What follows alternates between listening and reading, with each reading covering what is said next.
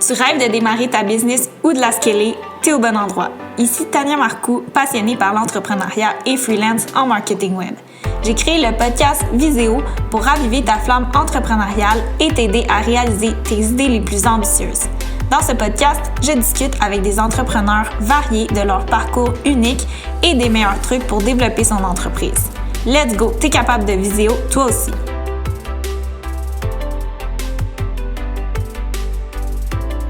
Salut, aujourd'hui je te présente Kevin Gagnon, cofondateur de Flytrippers, un blog voyage qui rassemble des milliers d'utilisateurs chaque mois et qui a pour but de t'aider à voyager plus pour moins.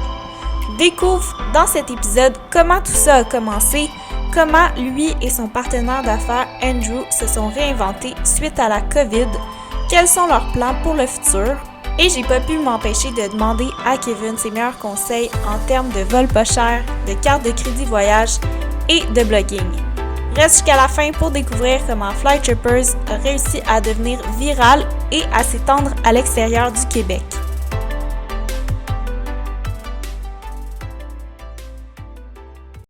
Bonjour Kevin, bienvenue sur le podcast Viséo. Bonjour.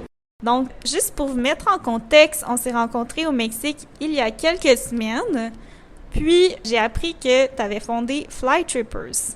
Donc, pour ceux qui ne connaissent pas encore c'est quoi, on va tout vous expliquer ça dans cet épisode. Donc, pour commencer, Kevin, je te laisse te présenter qui tu es, qu'est-ce qui occupe ton temps ces temps-ci? C'est ça, dans le fond, moi, ça fait déjà depuis 2016, en fait, depuis 2017 là, que c'est populaire puis que le monde connaisse plus ça, mais qu'on a parti Flytrippers, qui est un site de voyage. Nous, à la base, on repère des deals de vol pas chers, surtout du Canada, États-Unis, Europe aussi, qu'on avait commencé. Donc, on trouve des billets de vol qui peuvent aller...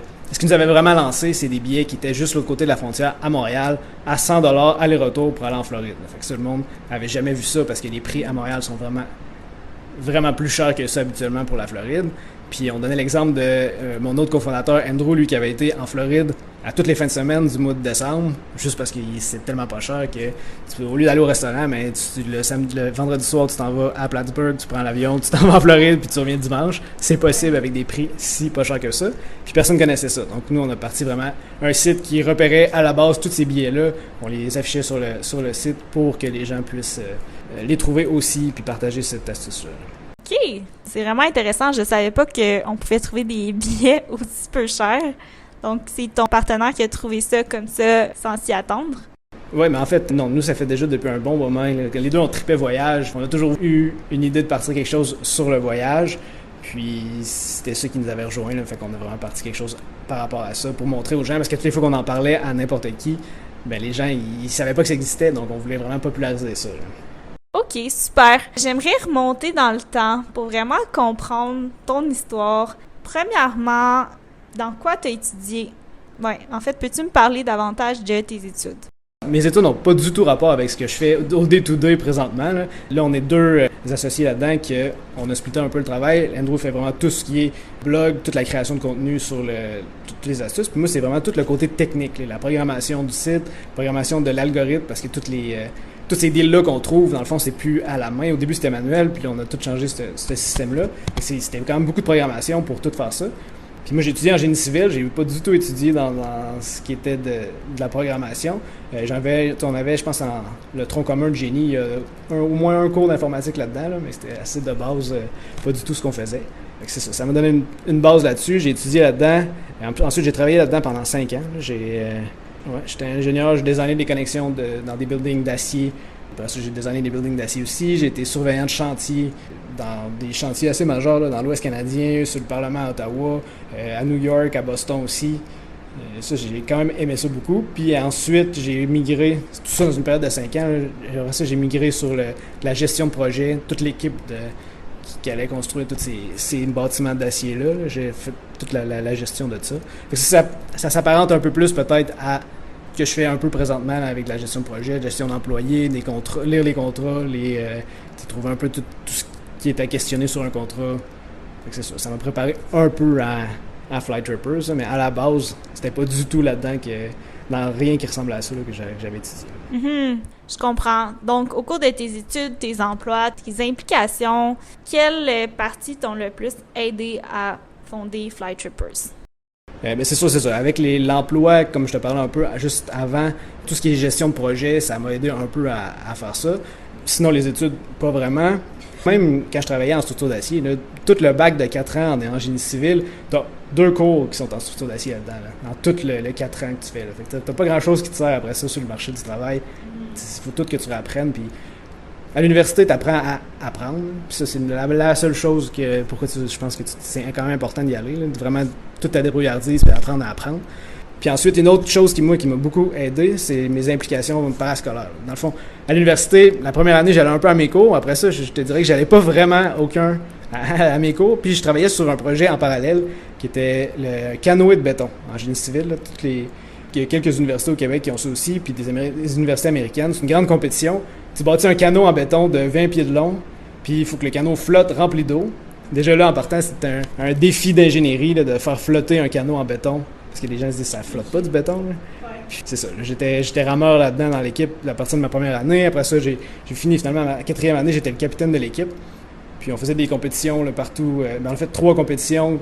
On a gagné les 2 premières, puis fini 2e dans la grande nord-américaine avec toutes les grandes universités américaines aussi. Puis tout ce projet-là, toute la gestion du projet, de comment gérer une équipe, c'est multidisciplinaire. Tu as des athlètes là-dedans pour ramer, tu as des gens qui font toutes les formules de mélange de béton pour optimiser ça, pour que ton béton flotte. Après ça, tu as un aspect de communication orale qu'il faut que tu fasses une présentation devant des juges à la compétition, que j'ai participé aussi dans ma dernière année. Puis un rapport technique à décrire tout le projet. Fait que tout ça, c'est beaucoup plus un projet d'entrepreneuriat. Puis ça m'intéressait beaucoup plus parce que mes cours, c'est ça. Comme je disais, j'allais pas vraiment aux cours. J'étudiais 3-4 jours avant l'examen, intensément les examens des années d'avant, puis ça me donnait des notes que j'étais capable de passer quand même. Là. Mais toute l'implication à côté, je pense que ça m'a beaucoup plus appris des choses que je suis capable de me resservir après ça là, en gestion d'entreprise, puis en gestion de ressources humaines aussi, tous les problèmes qu'il peut y avoir dans une équipe. Mais ça, tu peux retrouver ça aussi en entreprise après. Là. OK, c'est super intéressant. Puis au niveau plus technique, étant donné que dans la compagnie, en ce moment, tu gères beaucoup l'aspect web. Où tu es allé chercher ces skills-là? C'est ça, j'avais une mini-base avec un cours, je pense, d'informatique pour ingénieur. Mais tout ça, au début, notre premier algorithme était designé sur Excel. Pour dire, on part de loin, là. On avait toute une grosse feuille Excel. Après ça, on a transformé ça, j'ai mis ça en macro sur Excel, que ça se faisait un peu plus automatisé. Puis après ça, c'est tout, c'est en grande partie à cause de YouTube. T'sais, sur YouTube, tu peux tout trouver. Si tu es débrouillard un peu, tu cherches, tu trouves tout sur YouTube, comment faire tout. Puis j'ai aussi fait quelques cours là, sur des sites comme Udemy là, pour des formations vraiment plus particulières sur des langages de programmation que je voulais utiliser. Puis c'est ça, là. C'est même que je me suis formé. Probablement que j'aurais pu le faire avant, mais quand tu commences, puis en n'ayant aucune base, mais tu sais pas trop comment t'aligner puis qu'est-ce que tu as besoin aussi. Là. Fait que c'est en taponnant dedans que tu vas savoir un peu, bon, ben ça, j'ai une lacune là-dedans, mais je vais y aller me former un peu plus sur telle chose. Ouais. Fait que YouTube, c'est un outil qui est gratuit, qui est merveilleux. Il y a tellement de choses là-dedans. Là. Ouais. Si quelqu'un voudrait apprendre la programmation et part de zéro, combien de temps tu crois que ça prend d'apprendre tout ça? Ben, moi, la première version du site, je suis même pas sûr que je savais que WordPress existait. Là. Fait qu'on l'avait toute faite au complet en HTML, CSS, JavaScript. T'sais, je savais que ces langages-là existaient, puis qu'il fallait que j'utilise ça. Fait que j'ai tout bâti ça c'est en mars 2016 quand je l'ai commencé, puis on a fini à peu près en décembre de la même année. Là. Puis ça, c'est à temps partiel, parce que j'avais encore mon emploi dans ce temps-là. À temps partiel de soir et fin de semaine, là, que je travaillais quand même beaucoup là-dessus. Fait que, puis à la fin, j'avais une bonne base. Je savais ce que je savais pas, plus qu'au début. Fait qu'en 1 an, je pense qu'à temps partiel, tu es capable de te former puis d'avoir une bonne idée après ça de où tu veux t'aligner pour creuser plus profondément puis vraiment après ça t'améliorer.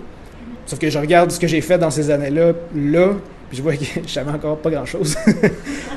Mais 4 ans plus tard, là, c'est déjà beaucoup mieux. Là. 5 ans même master. OK, c'est bon. Honnêtement, je pense que de tout apprendre ça en 1 an, c'est super, dans le sens que je m'aurais attendu à plus de temps. Mais c'est un apprentissage constant. Là. Ça n'arrête jamais, en fait. Là.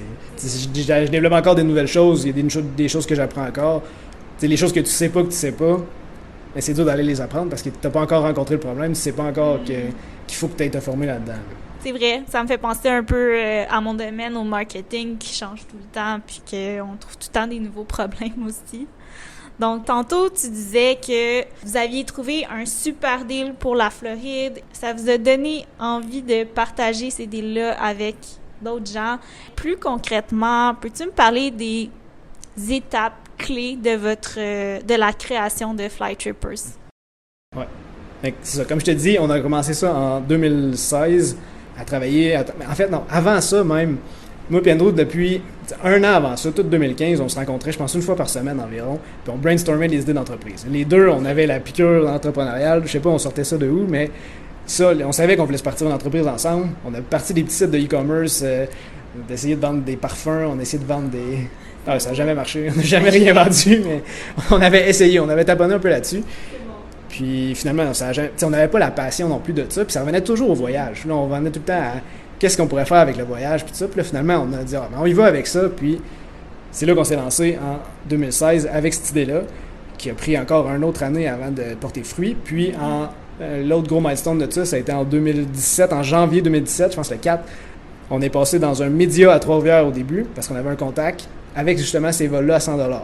Puis ce média-là a été repris après ça à grandeur de la province, on a passé dans tous les médias. Puis ça nous a vraiment lancé. Là. On a eu des spikes de trafic pendant toutes les semaines suivant ça, parce qu'il y avait beaucoup aussi de médias écrits, fait que ça restait plus longtemps. Puis on était capable de capitaliser là-dessus, d'aller ramasser tous ces gens-là sur des pages la page Facebook de Flytrippers Montréal. Donc c'est ça. Ça, on a gardé ça. Là, on est rendu en janvier 2017, qu'on a vraiment lancé au public. Après ça, on a développé plein de nouveaux outils. Pendant ce temps-là, en 2017, on avait encore les deals, on les trouvait tous manuellement. Fait que le matin, on se levait, on cherchait des deals pendant 6 heures. Après ça, on faisait un peu le reste, puis on n'avait pas vraiment de blog encore à cette époque-là parce que ça prenait tellement de temps.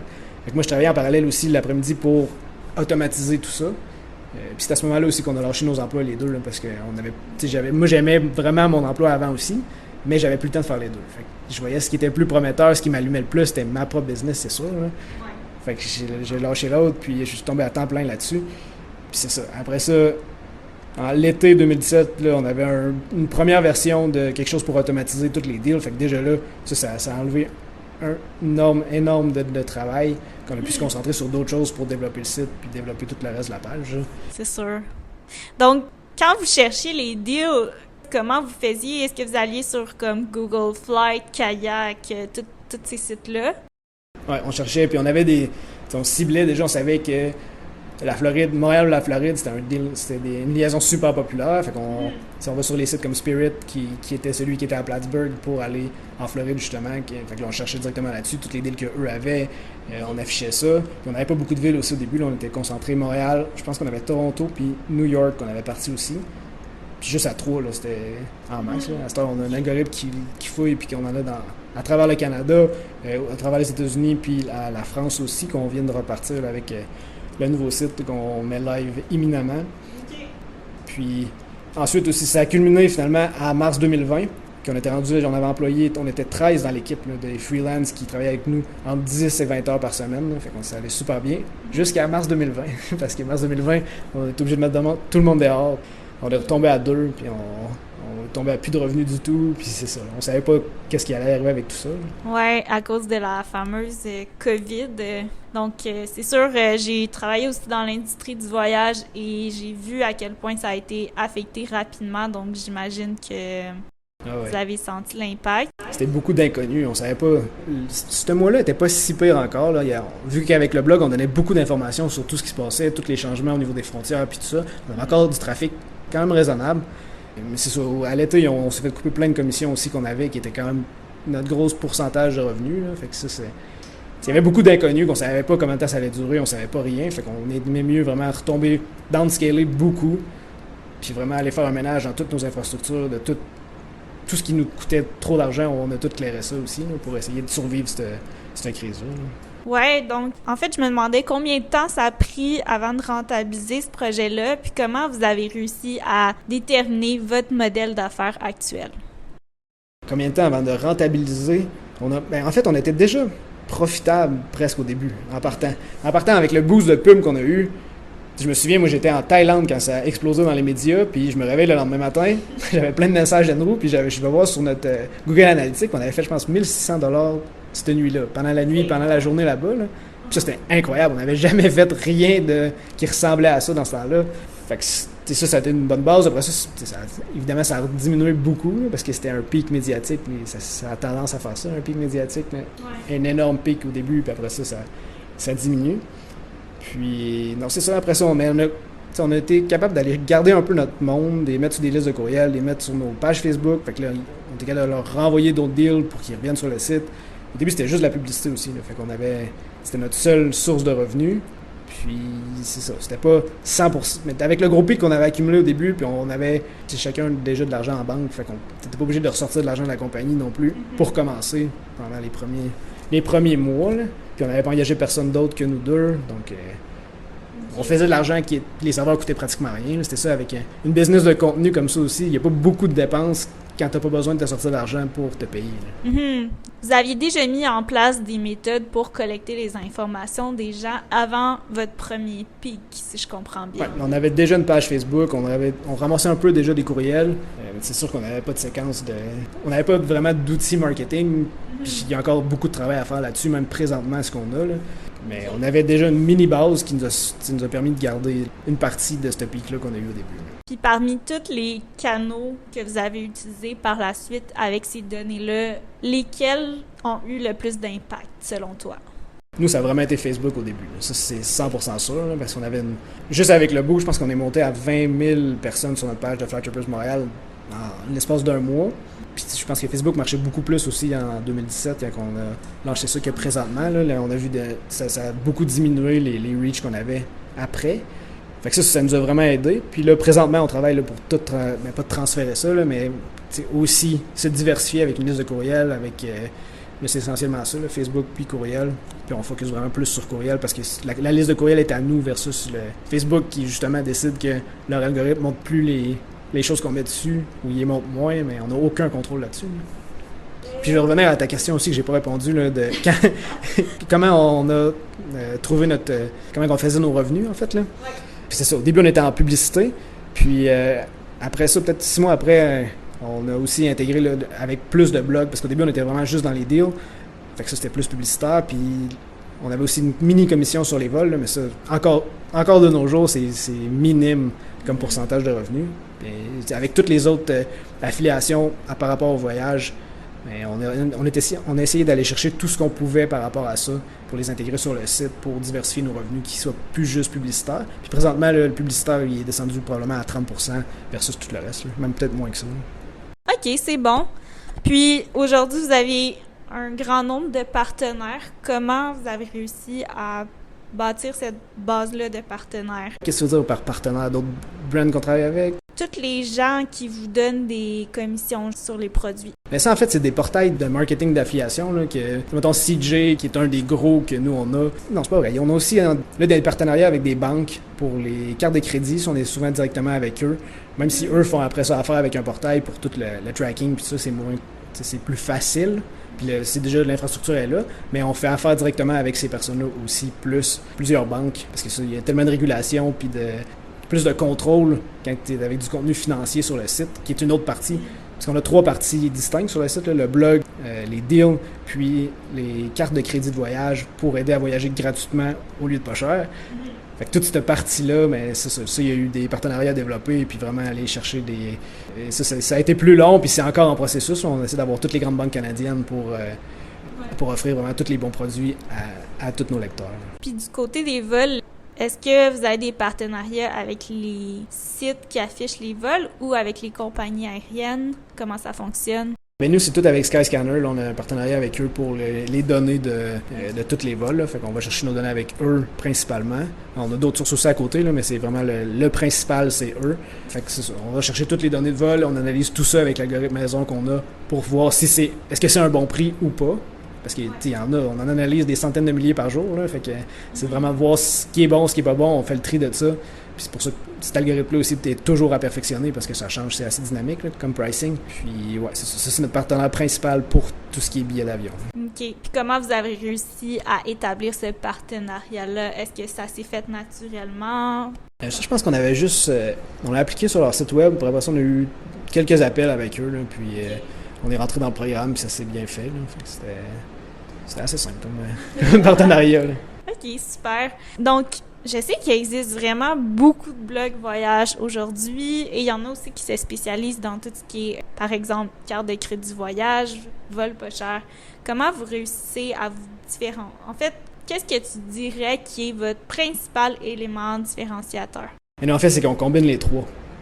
Il y a pas, je pense pas qu'il y en ait d'autres qui ont vraiment le même modèle d'avoir les trois choses. Nous, notre but ultime, notre mission chez Flytrippers, c'est d'aider les gens à voyager plus pour moins cher. Fait que comment tu fais pour voyager plus pour moins cher? Ben, tu peux acheter des billets d'avion moins chers avec nos deals. Tu peux lire toutes nos astuces de voyage sur le blog pour faire toi-même tous les trucs qu'on dit pour voyager moins cher. Ou tu peux y aller avec les cartes de crédit, puis ramasser plein de points pour des points, puis même de l'argent des fois, pour voyager gratuitement ou en payant juste des taxes et des billets d'avion. Il y a plein de twists aussi avec ça. Puis même juste au niveau des cartes de crédit, un autre différenciateur qu'on a, c'est que le but c'est de voyager plus et non de voyager dans le plus luxueux. Ce qui est presque tous les autres sites de cartes qui font, c'est de dire comment tu fais pour voyager en business class. Et nous, c'est de dire comment tu fais pour voyager 6 fois en économie au lieu de voyager une fois en business class. T'sais, on essaie vraiment de maximiser et de voyager le plus possible pour le moins cher possible. C'est vraiment notre but là, avec Flytrippers. OK, c'est super. Puis si tu remontes là, depuis vos débuts, qu'est-ce que tu dirais qui a été vos plus grandes embûches? Vraiment les moments qui ont été les plus difficiles? Ben là, je pense au COVID parce que c'est assez récent. C'est ça que j'allais dire. Là, de mars 2020, c'est sûr que le coronavirus, nous autres, ça a été un beau défi de voir ce qu'on pouvait faire avec ça. Puis ça a complètement arrêté, comme je te disais, la grosse majorité de nos revenus pendant l'été dernier. Après ça nous a obligés à vraiment couper toute notre main-d'œuvre qu'on avait. Là. C'était quand même dur de passer d'une équipe de 13 personnes à retomber à 2. Là, ta charge de travail n'est plus la même, c'est sûr. Là. Après ça, c'est de couper aussi tout ce qui est superflu, mais tu l'enlèves. Là. Nos serveurs, des fois, n'étaient pas optimisés du tout. J'ai fait un bon travail. Puis, je pense que j'ai passé un mois vraiment à réoptimiser toute l'infrastructure chez AWS qu'on a, de tout réorganiser les serveurs pour que ce soit plus efficace, plus rapide, que ça marche mieux.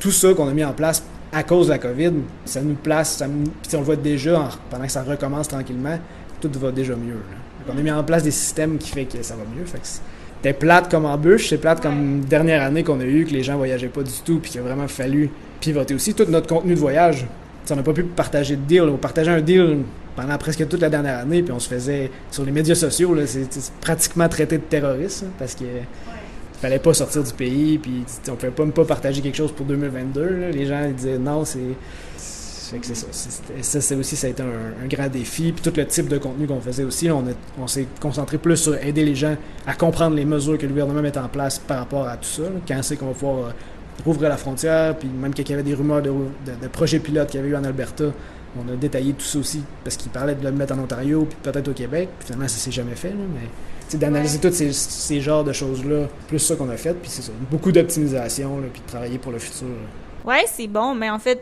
je pense que vous êtes bien relevé de cette crise-là. C'est pas terminé, mais quand même, vous avez réussi à mettre en place des choses que avant vous n'aviez pas nécessairement le temps de mettre en place. Donc, je pense que c'est un super skills en entrepreneuriat. Si tu avais à recommencer demain, qu'est-ce que tu ferais de différent? Si tu ferais quelque chose de différent. Ça se peut que non aussi. En fait, oui, je pense que toute la première année que j'ai un peu perdu à bâtir un site en HTML, CSS pour après ça tout convertir ça en WordPress. Tu sais, de la sorte que chaque WordPress existe. Je pense qu'on serait allé avec ça en partant. Là, puis ça m'aurait sauvé beaucoup de temps que j'aurais pu mettre sur l'algorithme en place au début pour sauver après ça tout le temps qu'on cherchait les deals manuellement. Là. C'est sûr que tout ça, ça aurait pu se faire. Mais en même temps, quand tu sais pas que tu sais pas toute telle chose. Puis si j'avais fait ça, j'ai quand même une très bonne base en HTML, CSS, JavaScript que j'aurais probablement pas eu avant. Puis là, encore là, j'ai fait plein de modifications là, plus techniques sur le site, qu'on modifie le core de WordPress puis tout, que j'aurais eu aucune base par rapport à ça, probablement si j'avais pas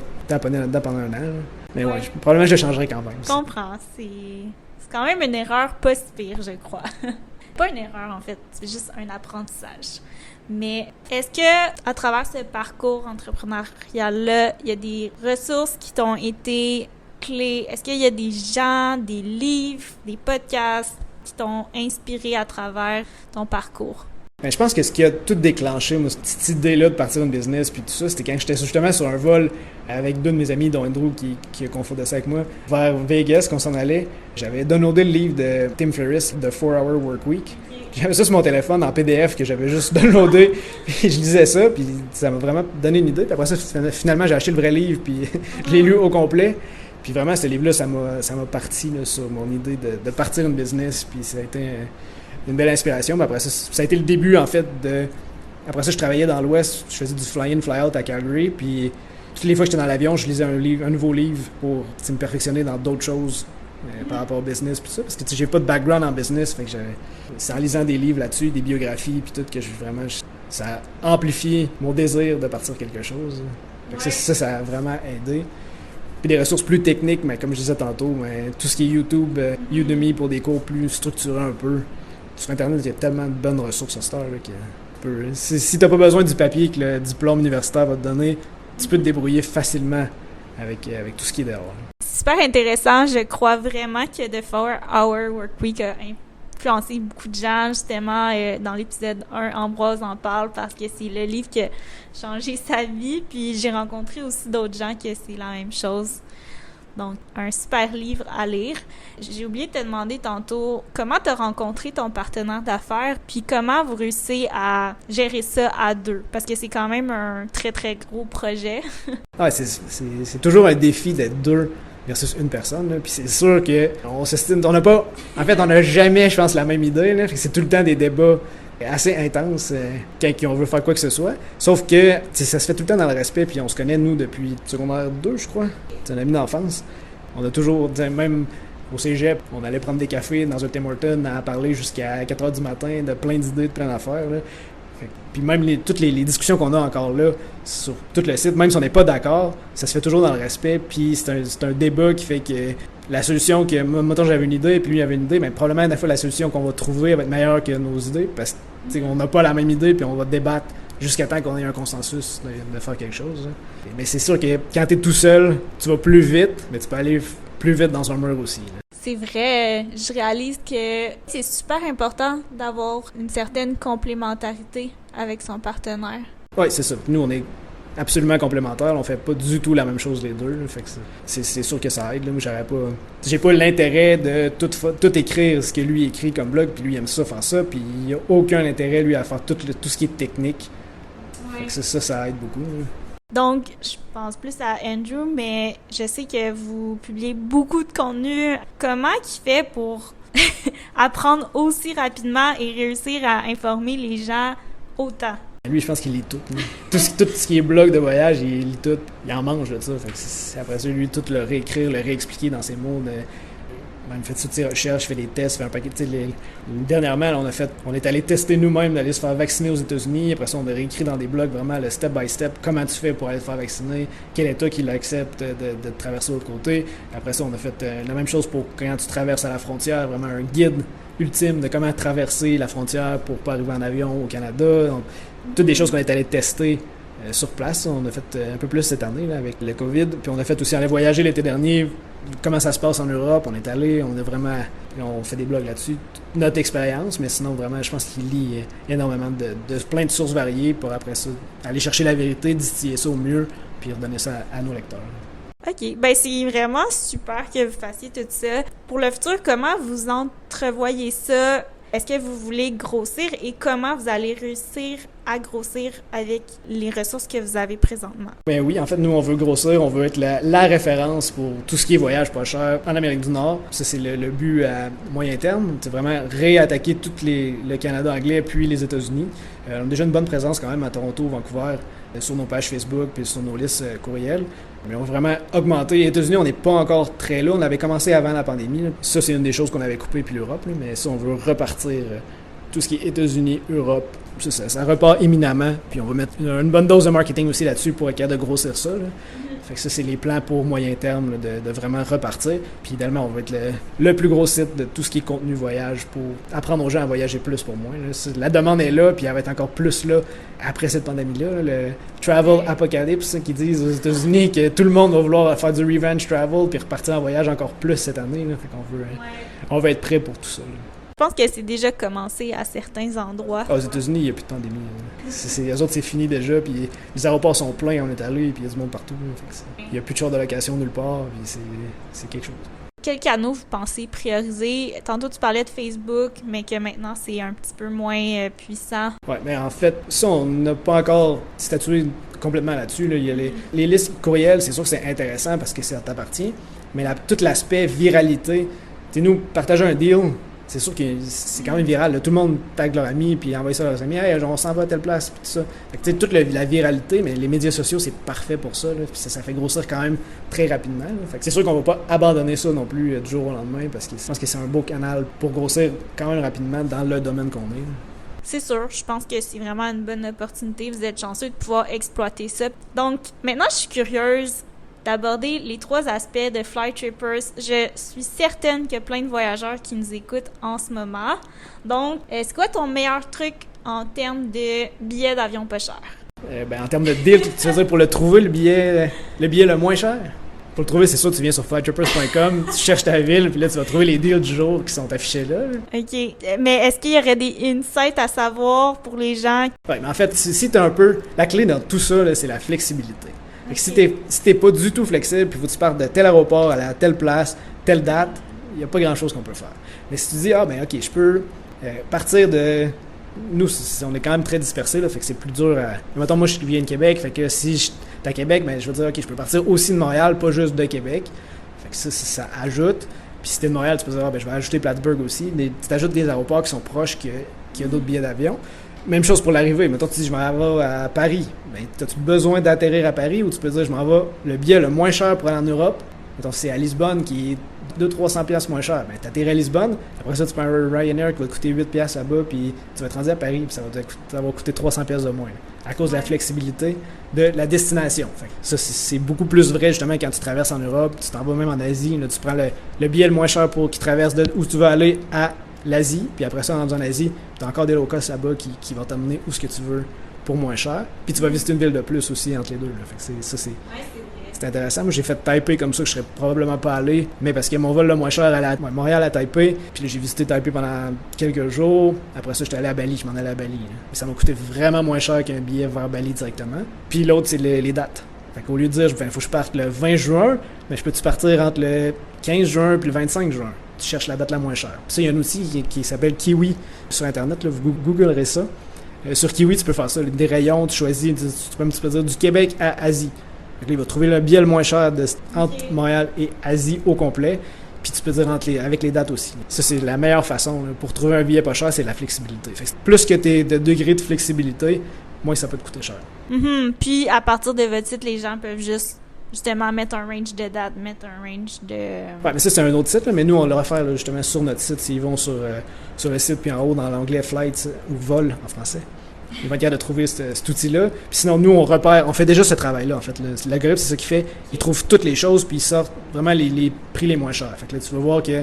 Sauf que c'est sûr que si tu vas aller à Paris, puis que nous, on trouve vers Lisbonne, mais il faut que tu penses que tu peux dire, je vais acheter lui vers Lisbonne, puis je vais prendre un vol pour aller à Paris après. Là. Ou un train ou quelque chose en Europe, là, tout est plus proche.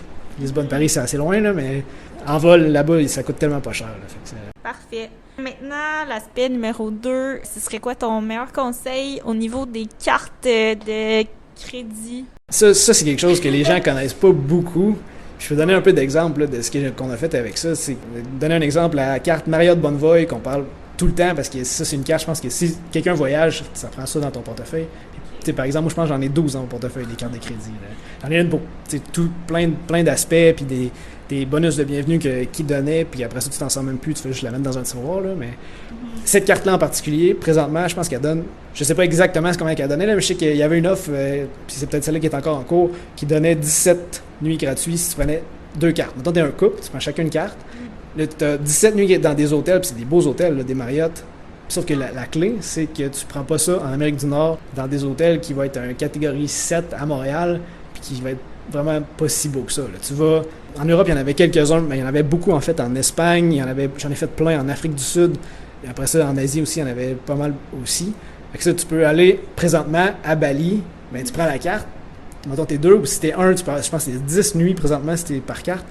Puis là, t'arrives à Bali, t'as un bel hôtel catégorie 1 qui est super beau, là, j'avais été, puis je sais pas si c'est encore les mêmes, là, mais en tout cas, il y en avait des nouveaux pour les catégories 1 cette année. Puis c'est ça, c'est super beau, là, t'as 10 nuits gratuites là-dedans. Puis cette carte-là, elle donne un certificat annuel aussi ça vaut catégorie 5 dans les Marriott. Puis ça, moi, j'avais pris à Fidji l'année passée. J'avais été dans un bungalow overwater, là, sur l'eau, ça valait 1100$ la nuit. Puis je l'ai eu complètement gratuitement, là. À cause d'une carte que, oui, tu as un frais annuel de 120$, mais 120$, tu peux l'utiliser pour des chambres à 1000$. c'est complètement fou. Là.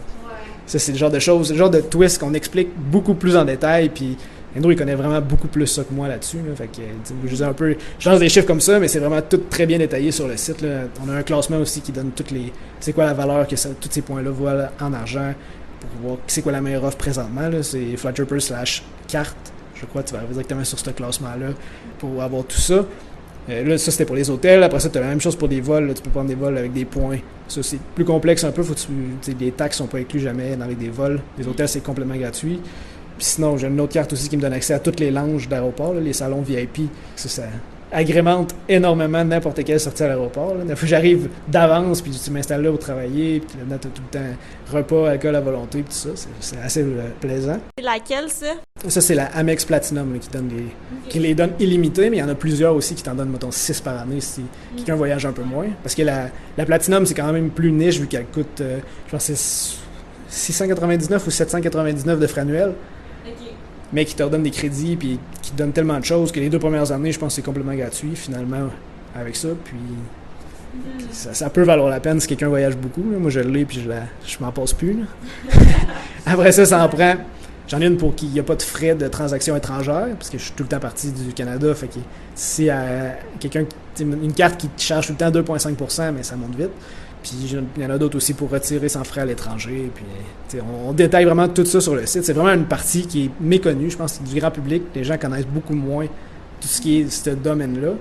Puis il y a beaucoup de gens aussi qui ont peur des cartes de crédit, qui ne connaissent pas comment que le pointage de crédit marche. Ça aussi, on l'explique tout sur le site, comment faire pour avoir 12 cartes de crédit puis avoir un pointage en 800 quand même. Là. Puis en fait, dans les faits, ton pointage va monter si tu as plus que tu as de cartes. Là. Fait que on explique tout ça sur le site, mais c'est super intéressant pour avoir des voyages un peu plus luxueux dans tous ces hôtels-là que ce que je suis habitué habituellement. C'est sûr, ça doit être plaisant.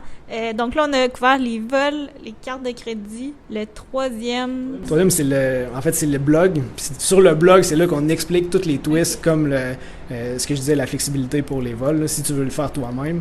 Parce que le premier, en fait, c'est tous les deals. Puis les deals, c'est simple. Il n'y a pas grand-chose à expliquer. Tu viens sur la page de ta ville, puis là, tu vois vraiment tous les billets qui sont en rabais avec tes dates précises. Mettons, la date qui va être le moins cher là, va être sur le site. OK. Puis en termes de blog voyage, est-ce que tu as des trucs pour les gens qui veulent partir leur blog et le développer le plus possible? Peut-être des manières de rédiger ou des manières de capter l'attention, par exemple? Je pense que c'est de partir. Si vous voulez partir ça, c'est de le partir. C'est de pas attendre super longtemps, puis de mettre beaucoup de contenu. Publier quelque chose tous les jours, tous les 2 jours pour se pratiquer à écrire, parce qu'au début, personne n'est capable vraiment d'être super bon avec ça. Puis, nous, ce qui nous aide aussi présentement, là, c'est tout le SEO, vu qu'on a tellement de contenu, mais on a quand même beaucoup de trafic qui arrive du SEO. Là. Fait que, plus que tu sors du bon contenu de qualité, puis des articles, pas rare qu'Andrew écrit des articles de 2-3 000 mots, puis au-dessus de ça, là, vraiment des guides dans le détail, puis tout ça. Ça aide vraiment pour le côté SEO. Puis sinon, c'est de bien faire ton marketing là-dessus. Là, mais ça, on est loin d'être des experts en marketing. C'est bon. Je pense que vous avez quand même fait une très bonne job étant donné votre trafic actuel. Vous l'estimez à combien environ par mois? Avant la pandémie, on était rendu à 250 000 utilisateurs qui venaient sur le site chaque mois. Avec la pandémie, ça a descendu à 50 000. Là, fait que là, ça remonte tranquillement. Là, on va repogner 100 000. Je pense que, mais que ça recommence, on va être bien positionné aussi pour retourner dans des chiffres plus de ce qu'on avait avant. Là. Ouais. Est-ce que vous pensiez essayer d'autres types de contenus, plus audio, vidéo? Il y a tellement de tendances qui s'en viennent. En fait, la vidéo, on en fait déjà un peu plus. Qu'avant, on n'en faisait pas du tout. Là, on essaie d'en faire un peu plus quand il y a des bonnes offres. On l'a fait un peu avec dernièrement des cartes de crédit là, qu'on explique plus en détail parce que c'est un sujet qui est quand même plus compliqué. Fait que là, on fait des vidéos là-dessus pour vraiment bien l'expliquer. On a fait un aussi pour expliquer un peu nos voyages, pourquoi on voyageait.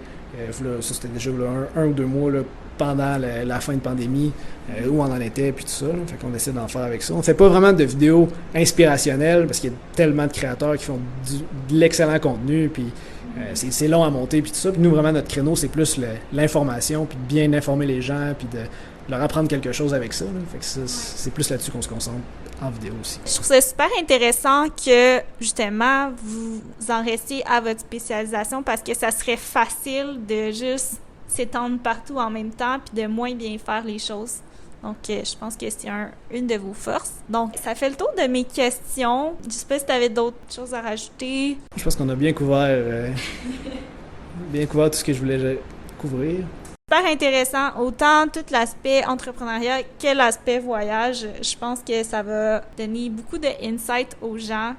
Puis, c'est super intéressant aussi de comprendre votre histoire. On voit aujourd'hui la marque, mais qui se cache derrière et comment que vous avez réussi à en arriver à un aussi gros site et autant d'informations, parce que je pense que c'est votre ressource principale, c'est l'information que vous avez. Donc, j'ai une dernière petite question pour toi. Où les gens peuvent te trouver pour suivre tes aventures, pour suivre ta compagnie et tout ça?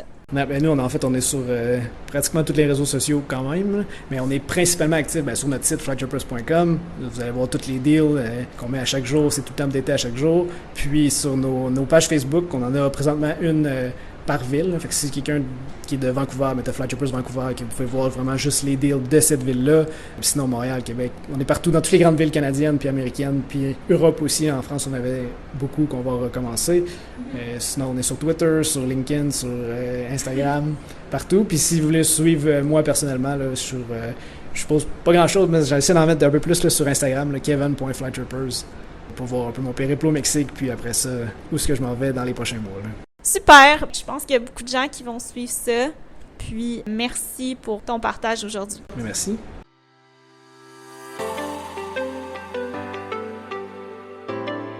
Un gros merci d'avoir écouté cet épisode du podcast Viséo. J'espère qu'il t'a apporté beaucoup de valeur. Si oui, ça m'aiderait beaucoup si tu t'abonnes à ce podcast ou encore que tu le partages dans ta story. Une des meilleures manières de rester motivé et de faire partie d'une communauté d'entraide entre entrepreneurs, c'est ce que je te propose avec le groupe Facebook Viséo. Joins-toi dès maintenant et sur ce, je te dis à bientôt.